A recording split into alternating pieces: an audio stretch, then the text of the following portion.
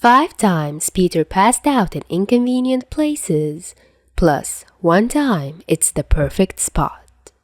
By awesomesockes and whumphoarder. Summary: in which Peter has a habit of fainting in precarious situations and a very exasperated Tony has to deal with it. Before we begin, quick reminder that my podfics are available on both SoundCloud and Apple Podcast. Subscribe and give a listen there if you'd prefer either apps. Also, I'm happy to announce that the new request link is finally here. Check it out on the pinned post on Tumblr or the community tabs or down in the description. Now, back to the fanfic. Chapter 1: Peter versus Escalator.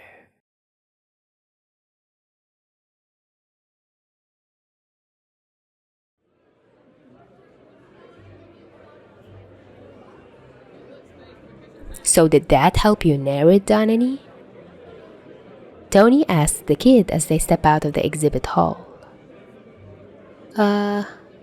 Peter is flipping through the various brochures he's accumulated throughout the day, looking dazed. Tony can't blame him. The New York STEM College Fair is a lot to take in. He and Peter have been hopping from booth to booth since 9 o'clock that morning, and after a full day of enthusiastic recruiters, brilliant technological exhibits, and numerous college presentations, even Tony is feeling a bit overstimulated. Happy is tailing behind, his arms loaded down with the free college merch he keeps picking up from various tables. RIT had the best cookie samples, he commented. Peter hums, nodding in recollection. Those were the ones with the M&Ms, right? Yep, Happy confirms. Unlike Princeton with that oatmeal raisin crap. His face screws up in disgust. It's the 21st century. Why are we still putting shriveled grapes in baked goods? Peter lets out a tired giggle, and Tony just rolls his eyes. So aside from the snacks, did any of this cool stick out to you? Shrugging, Peter steps onto the escalator that leads to the downstairs lobby, the other two following behind. I don't know, a lot of them looked cool, he says non-committedly. I'll always be partial to MIT, Tony says casually, but I do understand if Caltech sways you. That robotics demonstration was impressive. Or there's always UCLA if— God, no. Happy butts in with a groan. Over my dead body. Tony sighs exasperatedly at Happy. Just because they kicked you out doesn't mean they're a bad school. Happy waves a hand dismissively. Yeah, say that all you want, but I was set up, I tell you. Peter glances quizzically in Tony's direction, but then just shrugs again and goes back to staring straight ahead as they continue their descent. Tony figures the kid must really be tired if he's not even curious enough to question Happy further. Peter muses. I was talking with a couple student reps from Hopkins who said their cafeteria food is actually pretty decent. Hopkins? Tony frowns. You want to be a doctor now? I thought you were going the physics route. Peter hums a bit and grips the side rail. Not really, just looking around. That's good. Look all you want, Tony says with an approving nod. Besides, it's only your junior year. You've got plenty of time to figure it out. Today has been fun for Tony, getting to show Peter all of his college options. This fair is exactly the kind of event Tony never got to attend himself when he was younger, given that Howard had all of Tony's education planned out for him before he could even walk. He huffed humorously.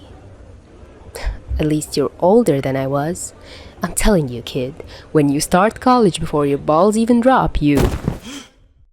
All at once, Peter's legs give out and he goes pitching forward, his knees crashing into the step in front of him. Swearing sharply, both Happy and Tony make a grab for the kid's arm, but Peter is 2 steps below them and gravity is winning this round. Peter continues to tumble limply down the rest of the moving stairs, eliciting cries of surprise and horror from the bystanders. "Peter!" Tony cries. His heart pounding, he races down the rest of the stairs, Happy hot on his heels. Peter hits the bottom, his head landing mere inches from where the stairs disappear into the ground. Thankfully, someone slaps the emergency stop button on the escalator and it comes to a halt before the receding stairs can catch Peter's curls. A small crowd gathers as Tony drops to his knees beside Peter's unconscious body. There's a bloody gash near Peter's hairline that matches the sharp grooves on the edge of the escalator steps. He stretches out a hand to touch the kid's arm, but is interrupted by a frantic-sounding lady. "Don't move him! Don't move him!" she cries. "I'll get help!" Happy drops his armfuls of free merch onto the ground and immediately assumes his head of security stance, pushing the crowd back. "It's all right, ma'am. We've got this under control," he assures. Tony taps Peter's shoulder urgently. "Hey, Pete, time to wake up, buddy." He's scanning the kid's body for any obvious signs of other injuries. "Come on, rise and shine," he commands. Finally, Peter groans. His eyelids flutter open, causing Tony to breathe out a sigh of relief. "What happened?" he mumbles. "Yeah, that's what we're all wondering, kid," Tony says with a huff. Peter is already starting to gingerly push himself up, so Tony helps him the rest of the way to sitting. He pulls a handkerchief out of his jacket pocket and presses it to the cut on Peter's forehead. "Kinda hoping you could shed some light on why you just decided to take a swan dive down the escalator." "Huh?" Peter looks confused. "I did what?" He blinks around, taking in the conference center and crowd surrounding them. "Oh." The color is rapidly returning to his cheeks now, and he moves a shaky hand up to take the handkerchief away from Tony. "Whoops." Tony's eyes narrow. "When's the last time you had something to eat?" Peter thinks for a second. There were some Hershey's Kisses at the Vanderbilt table, so maybe 3 hours ago?" With an exasperated sigh, Tony pinches the bridge of his nose. Curse these damn superheroes and their super metabolisms. He recalls when Steve once swooned while walking across a busy street in London because they were 45 minutes late for lunch. "All right, kid." Tony stands and hoists Peter up to his feet. "Let's get some McDonald's into you."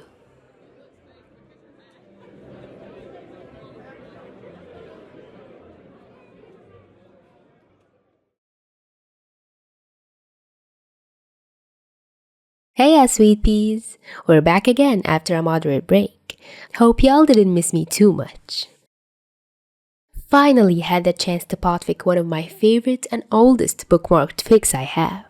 It's such a sweet one with a lot of heart, humor, and effort put into it, and the perfect amount of Iron Dad and spiders and fluff to mend the heart. Thank you so much, Awesome Socks and whumphoarder, for giving me permission to podfic your lovely work, and I hope you enjoyed listening to this chapter and will enjoy the upcoming ones. And thank you, dear listeners, for watching. Don't forget to send kudos to the authors through the link in the description.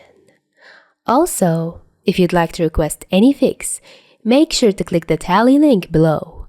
And if you'd like to show more support or check out the monthly schedule, click the link through Ko-fi. Hope you have a great week. Till next time.